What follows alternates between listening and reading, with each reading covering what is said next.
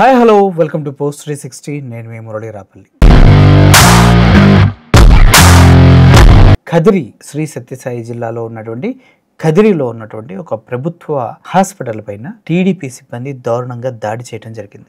డాక్టర్తో పాటు వైద్య సిబ్బందిని కూడా విచక్షణారహితంగా కొట్టడం జరిగింది. అయితే కదిరి మండలం కూటగళ్ళ బెల్ట్ షాపు వద్ద గొడవ, గాయపడ్డ వ్యక్తికి కదిరి ప్రభుత్వ ఆసుపత్రికి తరలించి మరోసారి దాడి చేసేందుకు ఆసుపత్రికి వచ్చినటువంటి టీడీపీ నేతలు అడ్డుకున్న వైద్య సిబ్బందిని కూడా ఉరికిచ్చి కొట్టాడు.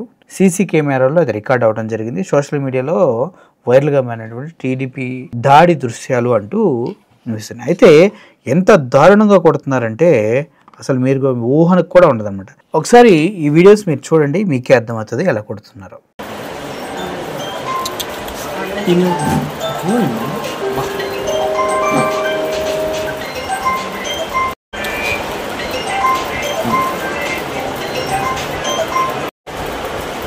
నమస్తే సార్.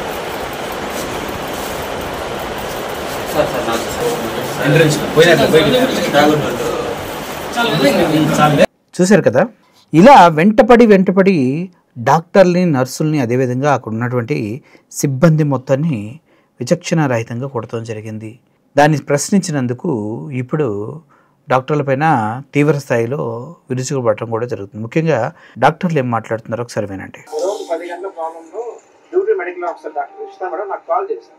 10 గంటలకి 9:40కి ఒక 10 మంది మనుషులు దుక్కుకుంటా డాక్టర్ డ్యూటీ చేస్తున్నారు. డాక్టర్ పేషెంట్ ట్రీట్మెంట్ ఇస్తున్నారు. ఒక పేషెంట్ని చూస్తూ వైద్యం చేస్తున్నారు.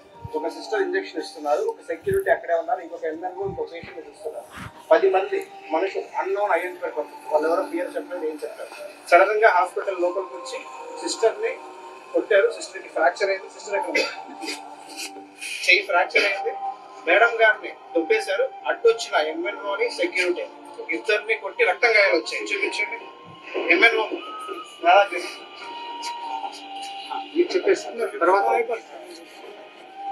ఈ విషయాన్ని పోలీసులకి సిఐ గారికి కంప్లైంట్ ఇచ్చాం. సిఐ గారు వచ్చారు, విచారణ చేశారు.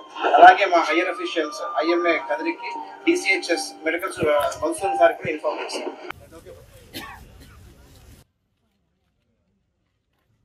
గారు వచ్చారు. మరి వారి ఉద్యోగం వల్ల జరపకుండా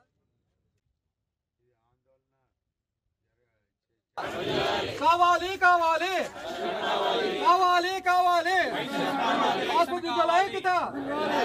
ఈ మొత్తం ఘటన చూసిన తర్వాత భయభ్రాంతులకు గురైనటువంటి డాక్టర్లు హాస్పిటల్లో, ఏ హాస్పిటల్ అయితే వాళ్ళు డాక్టర్లుగా ఉన్నారో అదే హాస్పిటల్లో చికిత్స పొందుతూ ఉన్నారంటే అర్థం చేసుకోండి ఎంత దారుణమైనటువంటి దాడి జరిగిందనేది. ఇది మొదటిసారి కాదు, గతంలో కూడా ఒక ముస్లిం సోదరులకు సంబంధించిన హాస్పిటల్ని పూర్తిగా ఆక్రమించుకోవడానికి అధికార పార్టీకి సంబంధించిన కొంతమంది దుండగులు వెళ్ళి అక్కడ కబ్జా చేయడం జరిగింది. అదే కాకుండా చిలకలూరుపేటలో సేమ్ టీడీపీ పార్టీకి చెందినటువంటి మురళీకృష్ణ చౌదరి అనే ఒక ఎన్ఆర్ఐ బిల్డింగ్ని, 90 కోట్ల విలువ చేసే బిల్డింగ్ని లోకల్ ఎమ్మెల్యే తాలూకు జనాలు అందరూ టెంట్ వేసి మరి అక్కడ బిజినెస్ జరగకుండా చేసి దాన్ని ఆక్రమించుకోవడానికి ప్రయత్నిస్తున్నారంటూ ఆయన కూడా పలుమార్లు ప్రెస్ మీట్లు పెట్టి పలుమార్లు తన సోషల్ మీడియా వేదికగా చెప్పడం జరిగింది. ఆ క్రమంలోనే లోకేష్ గారికి 23 లక్షలు ఇచ్చానని కూడా ఆయన చెప్పడం జరిగింది. ఇలా కూటమి ప్రభుత్వం అధికారంలోకి వచ్చిన తర్వాత ఇటువంటి దాడులు,